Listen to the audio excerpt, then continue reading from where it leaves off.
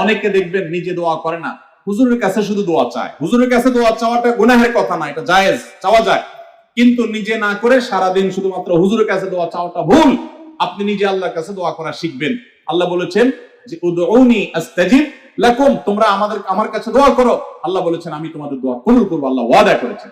আপনি যত নাখান্দা মানুষ হন, আপনি যত সাধারণ মানুষ হন, আমরা যত গুনাহগার মানুষ হই না কেন, আমরা যদি আল্লাহর কাছে হাত তুলে হুজুররা যেরকম মায়ের পেজ দিয়া সুন্দর সুরে সুরে কণ্ঠে আপনার মধুরতা মাখিয়ে, তারপরে আপনার ছন্দের তালে তাল মিলিয়ে কবিতার ছন্দের সাথে আয়াত পড়ে দোয়া পড়ে আল্লাহর কাছে চাইতে পারে, আমরা এত সুন্দর করে চাইতে পারি না, কোনো অসুবিধা নেই। ভাইরা আমার, আল্লাহর কাছে চাওয়ার জন্য মায়ের পেচের কোনো কথার দরকার হয় না, চালাকির দরকার হয় না।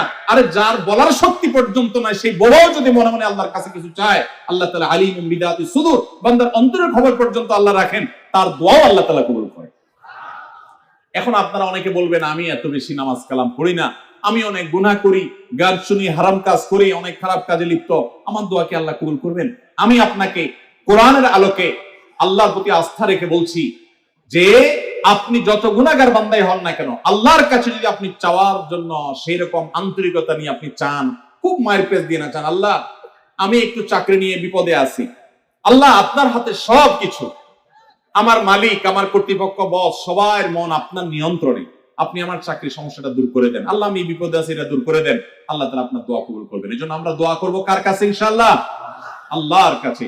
ওয়াইদা সাআলতা ফাসআলিল্লাহ ওয়াইদা ইসতাআনতা ফাসতাইন বিল্লাহ। নবী সাল্লাল্লাহু আলাইহি ওয়াসাল্লাম শিক্ষা দিয়েছেন তার এক সাহাবীকে, চাইবা যখন আল্লাহর কাছে, সাহায্য চাইবা আল্লাহর কাছে। আল্লাহ আমাদের সবাইকে তৌফিক দান করুন।